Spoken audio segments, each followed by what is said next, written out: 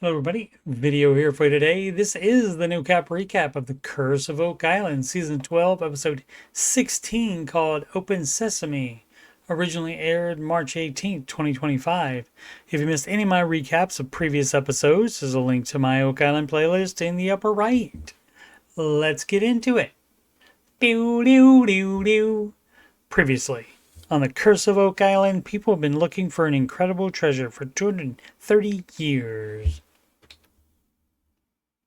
After the TB1 caisson experienced caving, losing 100 cubic yards of soil and fill in one day, the team decides on a safer location, Aladdin's cave, as the next caisson target.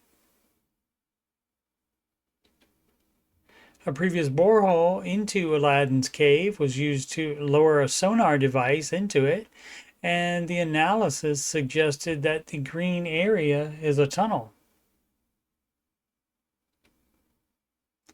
In the swamp, just above Tom's Road, the team is continuing to investigate a cobblestone path that also includes lane planks and goes right by the empty brick square structure also found.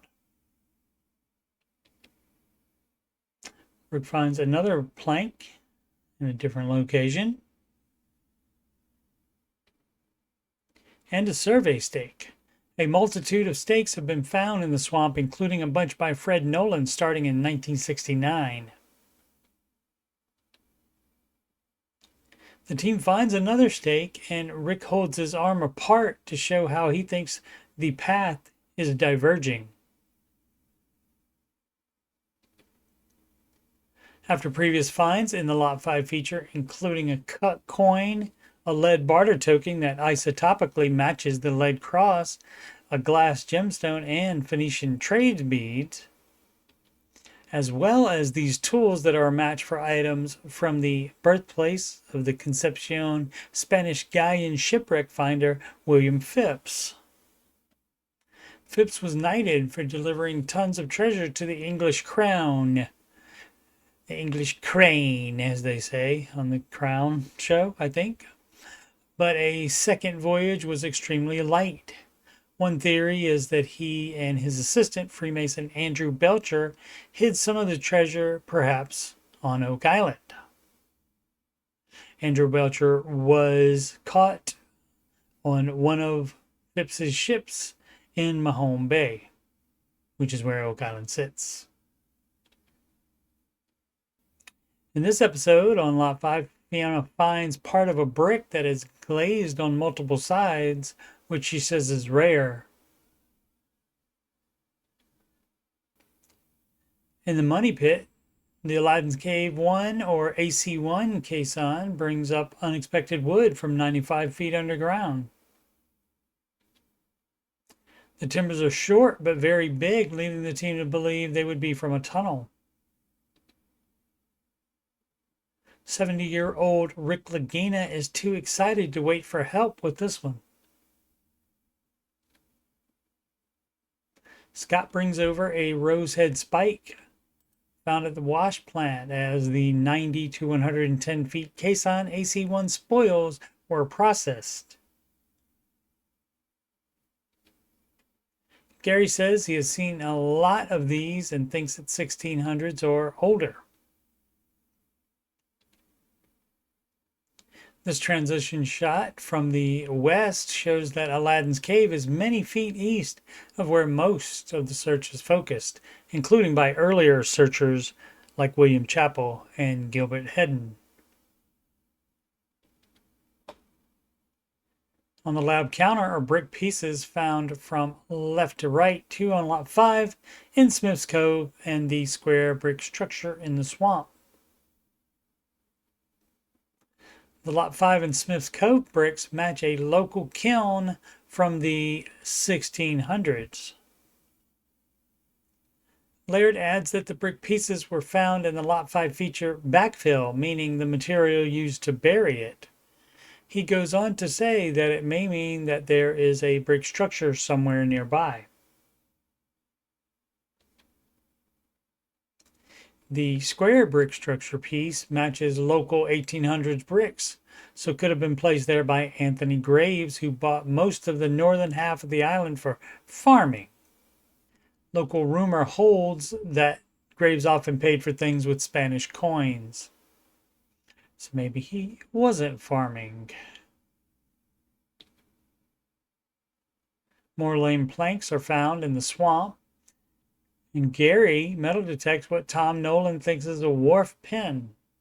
Gary suggests that it is really old. It will be taken to Emma in the lab to analyze. Vanessa reports to Rick that the caisson is broken into the cave ceiling. Rick decides to put a camera down into it. The water will be allowed to settle overnight, and then in the morning, Vanessa's team will pour flocculant into the caisson and cave that will coagulate with the water and loose particles, causing them to float to the surface, which improves visibility. Emma has analyzed the hand-forged wrought iron rose head spike and has traced it to the English and a charcoal-fueled furnace. She says that based on the data, the newest it would be mid-1700s, but it could be earlier. Gary says that it's the type that he has seen in England in cabinets, doors, and chests. He also doubles down on 1600s, and Emma responds that she likes 1600s. 1600s again would be the William Phipps timeline. Also, his name is part of the April 1st episode. More on that in a bit. Next time on an all-new The Curse of Oak Island episode airing March 25th, 2025, called Boots on the Ground, as the Oak Island team digs a prime location in the Money Pit area, they unearth stunning clues that could identify just who was behind the 230-year-old treasure mystery. And the April 1st episode is called If the Shoe Phipps. H-I-P-S, as in William Phipps. The Fellowship believes more than ever that they are finally zeroing in on treasure when they discover oak logs, which may be part of the legendary platforms leading them to the Money Pit. I'll be continuing the Curse of Oak Island recaps as new episodes air late Tuesday nights. I'll also continue Season 8 Retro No Cap recaps. All of the other episodes are done and are in my Oak Island playlist. I'm also slowly doing Retro No Cap recaps of Seasons 2 through 4 of The Secret of Skinwalker Ranch. Seasons 1 and 5, as well as the first 5 episodes of Season 2, are all done and they are in the Skinwalker Ranch playlist. I previously reported Secret of Skinwalker Ranch is going to return in May, but it is June 3rd, according to Brandon Fugel's X account. Being the owner of Skinwalker Ranch, he would probably know. Thank you so much for watching. Please subscribe, like, and comment, and thank you so much if you have done those things before. Sempre avanti.